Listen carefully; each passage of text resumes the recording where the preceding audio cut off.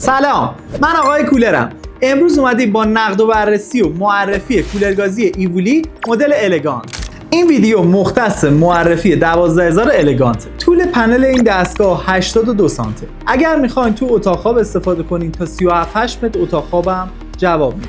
اگر برای دفتر اداری میخواین تا 25 متر هم جواب میده. ولی اگه برای مغازه میخوان یا یه مکانیه که ترددش خیلی زیاده، من از 15 تا 17-18 متر جا رو بیشتر توصیه نمی‌کنم.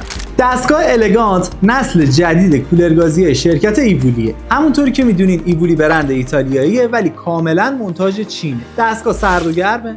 هم میتونین زمستون از گرماش به عنوان یه بخاری قوی استفاده کنین، هم تابستون که از سرماش میتونین استفاده کنین. دستگاه کانورتر تو دسته کولرگازیای کم مصرف قرار میگیره. گرید انرژیش A+، گازش هم R410. جنس بدنش نسبت به سری‌های قبل تغییر کرده. تو سری قبلش یه بدنه پاک‌کنی مانند داشت که مات بود یه ذره. این سری یه لایه های گلس روش اومده، سفید صدفیه، به مرور زمان به هیچ عنوان زرد نمیشه. از اونجایی که ما اومدیم صادقانه این دستگاه رو بررسی کنیم، شاید خیلی جاها بهتون بگن که این دستگاه تصفیه هوا داره، ولی هیچ تصفیه هوایی روی این دستگاه نیست. فقط داخل پنلش یه توری داره که باعث میشه گرد و غبار وارد رادیات پنل شما نشه.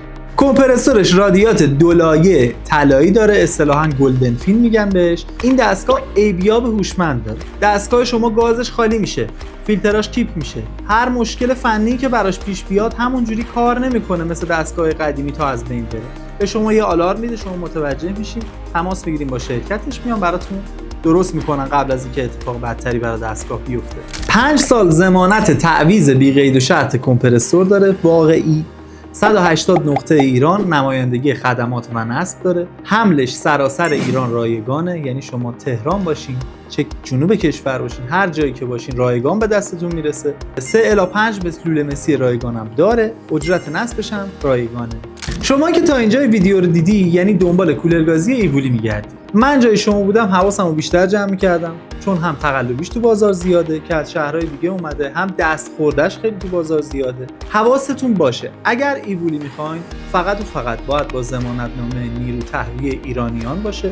شرکتشون هیچ مسئولیتی قبول نمیکنه بابت کولرگازی‌های دیگه که از جاهای دیگه ای اومده. آدرس سایتشون هم evuli.net هستش، هم به صورت اینترنتی میتونید ازشون خرید کنین، هم میتونید به نمایندگی‌هاشون مراجعه کنید.